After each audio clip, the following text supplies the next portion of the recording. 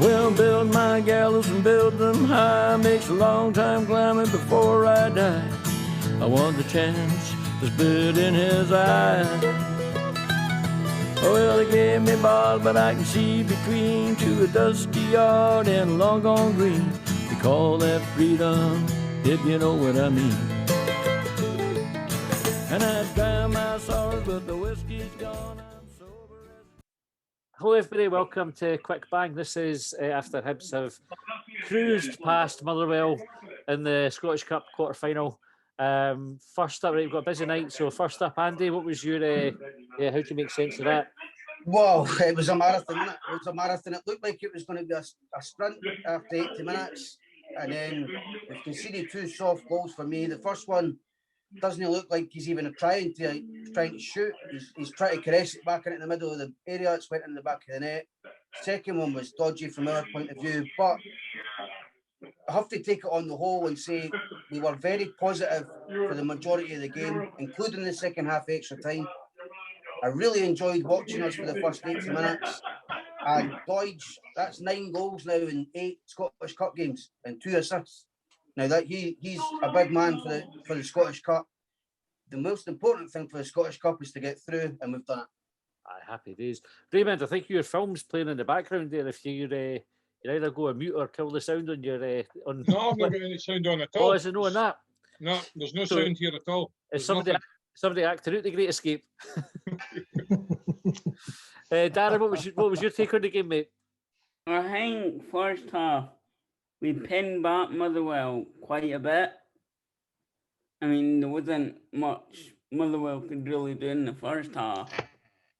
But then they came out and somehow done the absolute opposite and pinned us back for majority of the match. You think it was for the majority of the match that they had us pinned back? Well, no majority, like some of them, like some of the second half. And then obviously Boyle, Nisbet. Boyle was unlucky not to score. Was it the second period, the extra time? Yeah. But look, the main target was to get through, and we've done it the hard way, but it wouldn't be Hibs if we never done that. Totally. Vincent, where are you joining us from? Because you're UK based, are you? No, I'm in Arkansas. It's 2:10 in the afternoon. I thought, well, I'd be the sober one because you've got an evening kickoff, but that went for a Burton at minute 89, and I had to get into the beer pretty significantly. I thought the game was. I really liked the way we took the game to Motherwell in the first half. The guy who I would want to call out for his work today, I thought Christian Doidge was immense. Yeah. I mean, the tackles he was making up against their defenders. I mean, the guy's workload is, unbelievable. I know all the players that play with him say they recognise what he does, but I was just watching him today. I think he was really pressing the fullbacks pretty well, and his goal was great. So, I'm still getting over the excitement, but happy to be through. Absolutely, you'll get a reward from the Tooth Fairy as well. I don't. It was one of the big things we did apart from scoring, wasn't it? The funny thing with that is when the camera closed in, because they're like, oh, it looks like he's taking a sore one, and then you saw the boy's mouth, and you're like, oh, you have bugger. Like everyone went, oof. Declan Gallagher took a sore one with there, like. Leon, what about you? What did you make it then? Were you expecting it to go to extra time? No, definitely no. I watched, obviously, I thought as soon as we went 2-0 up, I was like, that was it, game over. I thought Dodgy's header was phenomenal. That's a dream goal for me. I love headers, and that was beautiful. Obviously, Hibs get a look at the bottle chucked at them, but I didn't ken how that can be classed as no bottle in it, because Motherwell pulling it back to 2-2 and Hibs still battling through. And even though it went to penalties, they got the tie done in the end. And a lot of teams would have folded in extra time with that, because that you could see even Martin Boyle near the end of that game, he was absolutely on his arse. He was knackered, and even when he had that chance that the keeper saved, he just felt like it was like he didn't want it, because he was absolutely physically exhausted. But I mean, brilliant to get through obviously had us through the ringer, getting us there, but we got there. I thought Gogic was brilliant, like so good. He seems to be getting his Stupid pass sending in. off though. Very stupid, aye, very stupid. Especially being on a yellow card and getting involved in something you've got absolutely no need for. Massive miss for a semi-final. So I know. Halbert doesn't even need to get involved. Just get the ball in play. Totally. The thing is, though, with Halbert getting involved is I hate the challenges. See when like you're through and the boy just totally takes you down, no attempt to play the ball. I mean, I'm not saying there's red cards, but there's no. That's just hacking somebody. There's no attempt to play the ball. So how's that no red card in general? Like, I'm not saying it should be, but how's when you're no physically trying to play the ball in a game of football, how's it no a sending off? It's just an assault, isn't it? It's an assault. It's an assault. And WrestleMania was a couple of weeks ago as well, was it not? Sorry. WrestleMania was a couple of weeks ago. Exactly. By the way, Halbert was lucky he never got sent off. I know, definitely. Really lucky he never got sent off, because that's what I thought happened at first. He's raised his hands. He's went as though to throw, maybe it's not so much a punch, but a hand towards him. So the boy could have quite easily reacted to that, and then that's him getting a red card. You can throw a certain type of hand gesture though, and John Beaton's right into that sort of thing. that's on the handshake. When he pulled when he pulled the cards out, I was like, the first thing I thought was it was Halberg it was going for, like, but glad he never. Aye. I thought Gogic went in to break it up. Yeah, he sort of threw a punch. His hand was up. Aye. I think Gogic thought he was still playing in a Lanarkshire derby. Aye. Raymond, I'll come to you next. What was your take on it? Were you a bit concerned that they had no subs in the 90 minutes? Oh, I felt that the subs were late, and then when they did come, they were confusing. I felt that as soon as Watt came on and they started putting pressure, exactly as they said in the commentary, actually, to be fair to them, they put that pressure on and it pushed Boyle back and it pushed McGinn back that wee bit, and it didn't allow us to work all these lovely moves that we've been doing from the back. So surely we change our personnel a wee bit, change the formation, and just combat that by playing it slightly further up the park. I would have thought. Right, listen, for what I would say probably a good 75 to 80 minutes, we were by far and away the better team. But by a country mile, they've hit a looking cross that's dropped into the net. They've got a goal, and you sort of going, oh shit, we've just gone 2-0 up, and you're looking at that going, oh for God's sake, how bloody unlucky. But then, in credit to them, they brought the game to us, and from that point on, we were in a game, but we should never have been in a game. We should, that second goal. It started, I think you pointed it out on Twitter, Matty. It starts from an absolutely ridiculously bad pass from Boyle. Boyle. Sorry. It was dreadful. I mean, it was woeful to be in that position up the park, putting that pressure on, and then they've taken up the park, and then the consequence of that is Macy's looking at it going, do I go for this or do I not? And I'm going, son, have you not been told how tall you are? Because that's there for you to take. You can be. They never mentioned it once on the commentary, so maybe he didn't know. Aye, well, that's right. Aye. He actually took a step and then he took a step back, which he did. He was going to go for it, and then he changed his mind. And hey, listen, he's not had that much first team experience. I don't think in his career. I was going to say he's quite young, but I think he's 25 now. He's not young. Raymond, are you saying do you think that it was his fault for the goal? I'm saying he's at fault for it. There's a whole series. There's a series of muck-ups. The ball shouldn't have come in the first place. The ball should never have been lost up in their half of the pitch. But if he comes out to claim that ball, Tony Watt's not getting that. I just think that's a good header, if I'm going to be honest with you.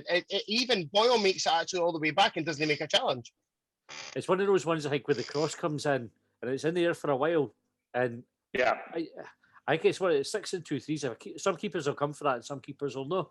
Yeah. Look, it's another day in April. We've picked 11 for the football, and we've had a game of football. Referees gave us fuck all, but hey, we're there. We're in the next round. Aye, I got that Perfect. reference as well.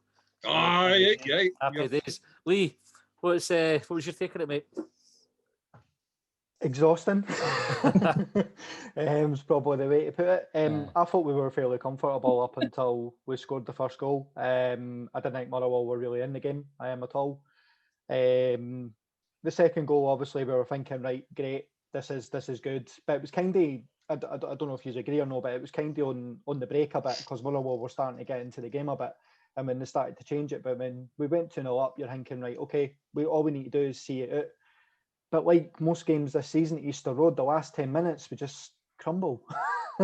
It seems to be a reoccurring occurrence at home. But at the end of the day, we've managed to have the grit, the determination through extra time because I thought the subs came way too late. I thought the subs were wrong. Again, no disrespect to Jay Wright, but Jay Wright isn't good enough to play for Hibs. Just my opinion. But do you think, Lee, that there's ever been a Hibs player with a more ironic surname?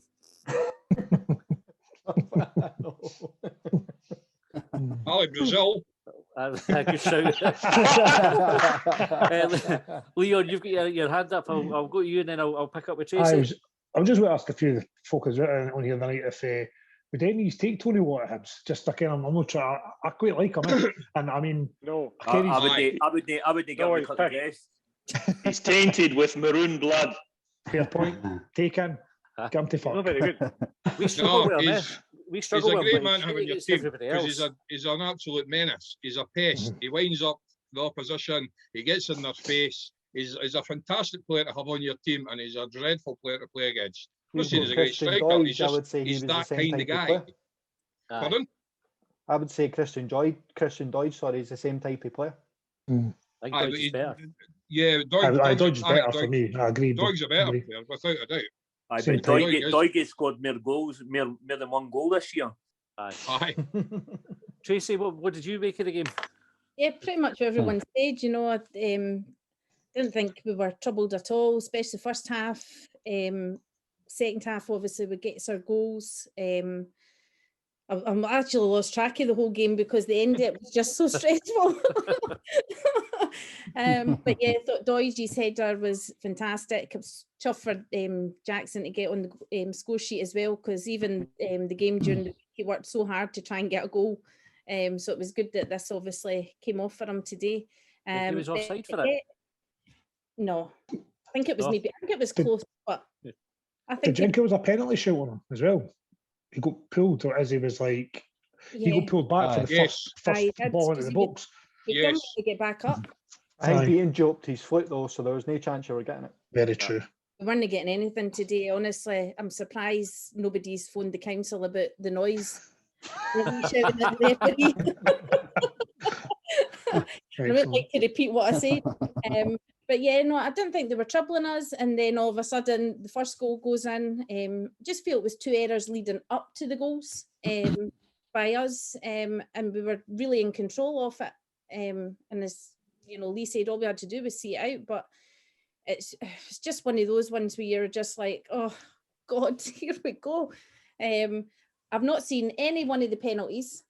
So I'll have to watch Sports Scene tonight because I do not watch penalties. I can't watch them, just horrendous. I hate penalties. I think it's a horrible way to go out, but I'm glad we're through. But yeah, just nervy game, but glad we're into the semi-finals. Better watch the penalties when you I seem to think that we've got a relatively good record at penalty shootouts, have we not? Until a couple of years back, I think it was maybe even the playoff final. We hadn't lost a penalty shootout on UK soil, and then I think that was the first one. I remember there was another game against Dunfermline at Hampden. I remember that one. That wasn't on penalties. That was just a penalty. Aye, that was a penalty. Game, Was it? Aye. Yeah. Andy, you've got your hand up. I'll come to you, and then Ewan will come to you next. It's just a quick one. On the substitutions, I'm saying they're wrong. Other folk are saying they were dodgy as well. But when we went 2-0 off, I text my mate, I said, get Stevenson on now instead of Doig. Doig's brilliant going forward. Defends okay, but the goals came from down his side. If he comes out and presses the ball, which Stevenson probably would have done, I just feel we would have seen the game out. And as Darren was saying pre coming on, Stevenson's ball in for Nisbet, I think it was, on the left-hand side was incredible because he's got two men around him. He's just shifted the ball to his left foot and whipped it in. I've never seen Lewis Stevenson make a cross like that in all my years of watching Hibs.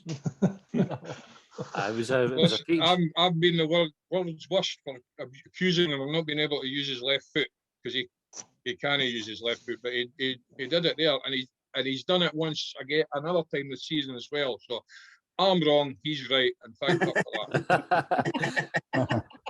I know you're not agreeing with the subs, but you know, Motherwell had made a lot of substitutions. They had fresh legs, and I think it was all about, you know, I thought we were looking tired on the ball, and you know, Jack at the halfway point of the extra time, he said to Doig, and Doig said, "No, change me up." So I just, you've got to use your squad once you get into extra time. In fact, we played interruptions in 6 days. Colin, what did you say? Exactly. They're all butting in, mate. Tell them. I think to Vince's point, I think there wasn't many options for the subs. Okay, you look at the bench, going, who can we bring on? There was no striker on the bench other than the young laddie. And you're going, Dre Wright, like we've only got Dre Wright to come on, like, and then Halberg, who cracking penalty, but I mean, you know what I mean? I've never sold on the boy, so it's like not really got much there to bring on, you know, other than you're just bringing boys on because they're fresh, not because they're going to make an impact.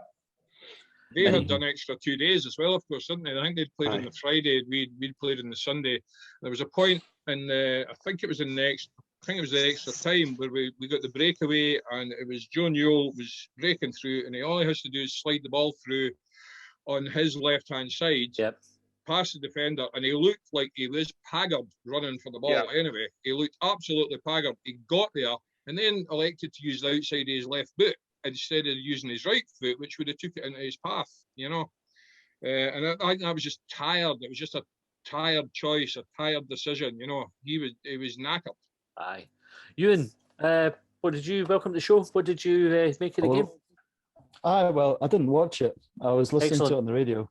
I heard it on the radio. So it was John Collins and God, I can't remember his name. But I mean, I kind of half expected that when Motherwell came back into it, that would be it. We'd be sort of chucking our cards in, and we'd be having a different conversation tonight. But I was pretty pleased that, you know, we kind of managed to scrape through extra time, and I was pretty surprised we won on penalties. So I'm kind of surprised. I'm one of these sort of doom and gloomers who you know, half expected to be slating the team tonight. But it did sound from what John Collins was saying, he was pretty excited about the first half and the way we were playing in the first half in particular, and then, you know, putting pressure on them. But he was saying a bit like it looks like people who've watched it were saying the same thing, is that when Motherwell made their subs, they pushed us back, and I think they made life difficult for us just to sort of see the game out, and so it proved. But you know, I think if I was at Easter Road, I probably would have left to try and beat the traffic with a couple of minutes to go, thinking, this is fine, you know. But Jesus, they don't make it easy for us, eh? They never do. Kaiser, what was your take on it? High bees, so, well, a brilliant. See, for a cup game, you're expecting a bit of back and forward on the pitch, not the pitch. And when we're watching that, you're going, we're absolutely smashing them. And the only thing we'd never done right in the first half was score. Everything else right. We had the tempo set, we had interconnect play, the passing. Everything we done was perfect. The only thing we could do was score, was get to the final third and score a goal. Then we get into the second half, and I think the majority of the second half we dominated as well. But what I think we done wrong is after we scored that second goal, why we never, like, everybody's saying game management, why we never made changes, why we never put 5 at the back or whatever, why we just kept on. The guys are obviously on knackered, the amount of games that we've played recently, and how we never changed it up or we never done anything, that was to our demise. That's why we ended up going 2-2. And it's a different conversation because we've won on penalties, so everybody's happy and jubilant. But I think they get Joe Newell as well. I know there's a few people saying Boyle for the second goal. To me, that was Joe Newell's fault. And I think Joe Newell, through it, that game had a lot of errors, and that might be down to tiredness. But I thought that when I was watching him, I thought he's giving me the fear. He's gonna cause it. He's got to do something wrong, and he did cause the setting. And to be fair, like a lot of folk have said is, I normally say to the missus, what do you think's going to happen? And I say, I think we're going to draw, and it's going to go to penalties. And then we went 2-0 up, and I was like, oh, thank God I'm wrong. Thank God I'm wrong. And then that happened, and I was like, oh, shit.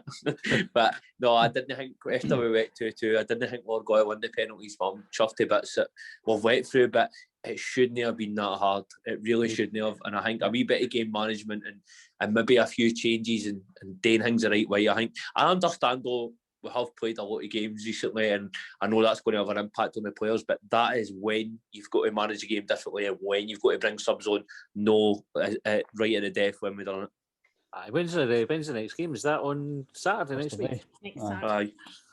Lee, you've got your hand up. I'll come to you, and then Colin will come to you next. I think it's just quickly, obviously, it's about the size of the squad as well.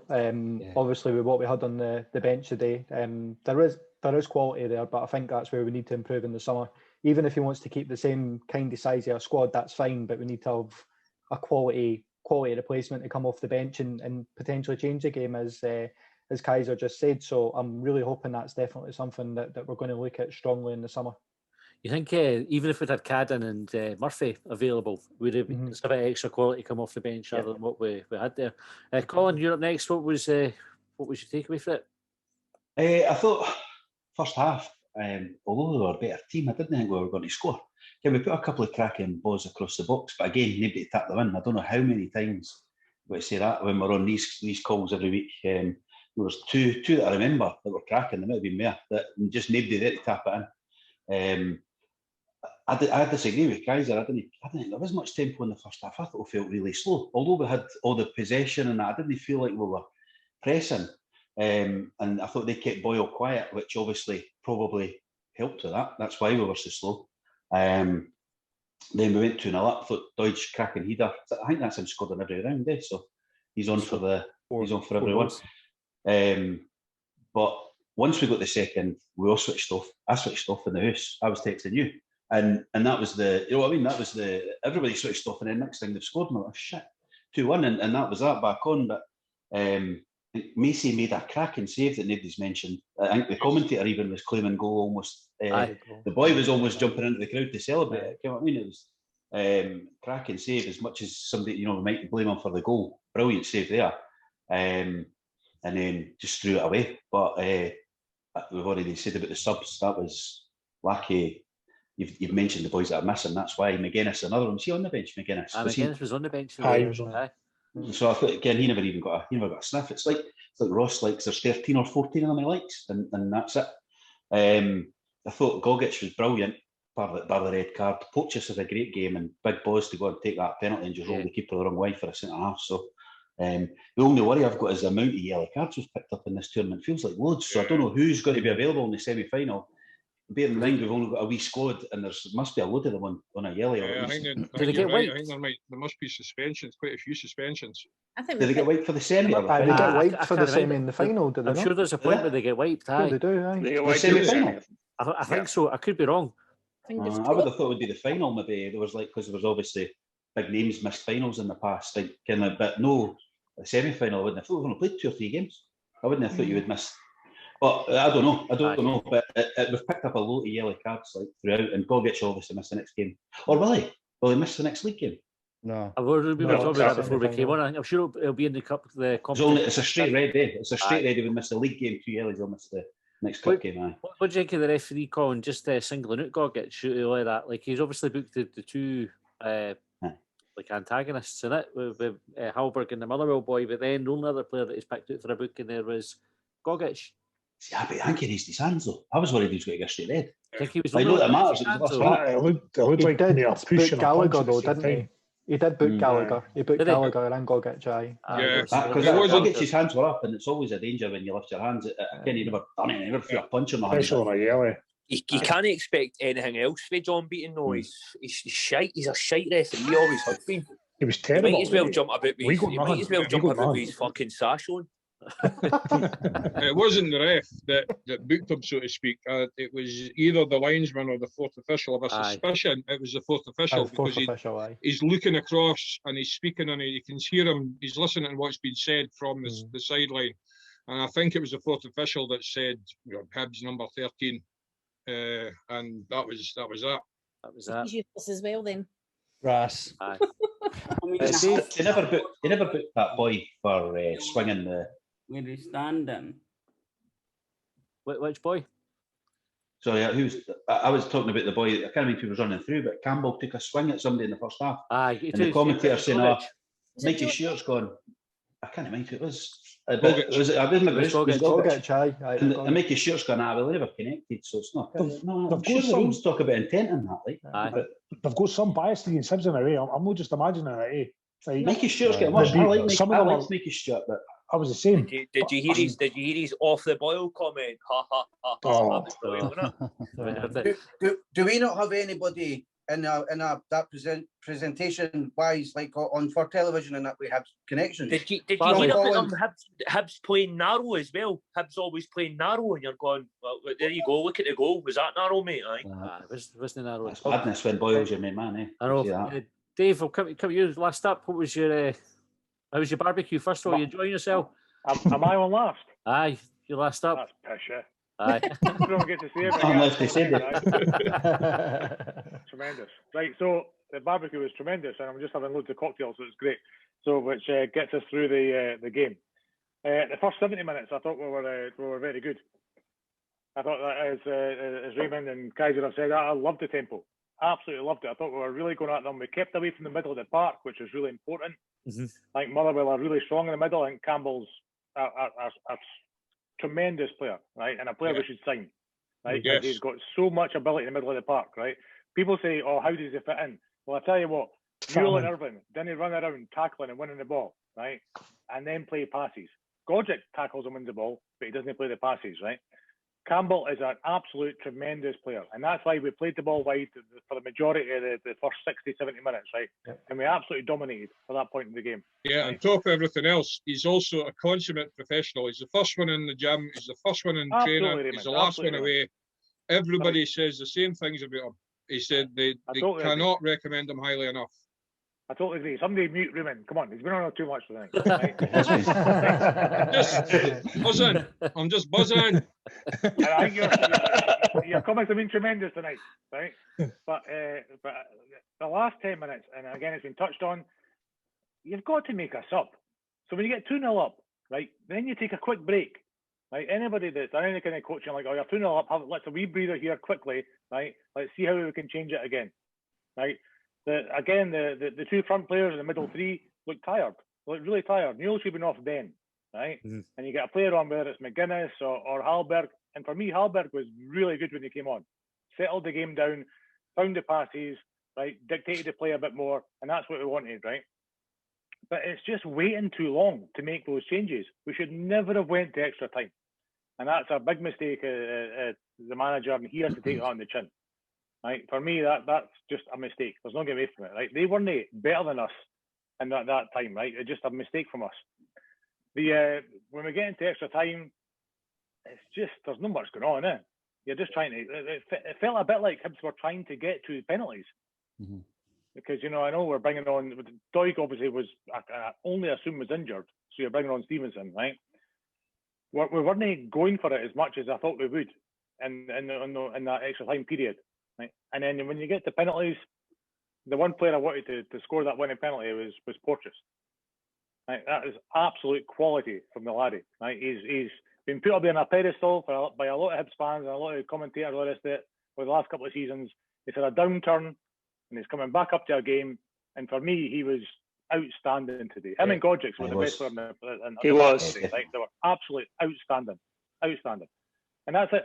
And bottom line, we should have won the game easy in the first 90 minutes. Whenever we're through, we're going to Europe. Aye.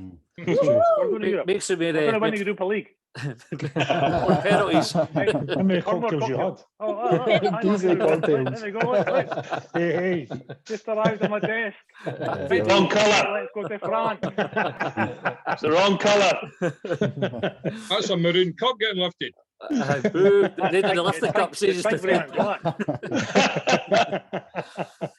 All right, guys. It Well, must be full of poppy money. that's us out of time for the night. Thanks everybody for coming on. I'm sure we'll all go and enjoy the rest of the evening then. So plenty of cocktails all round or takeaways or whatever it is you're doing.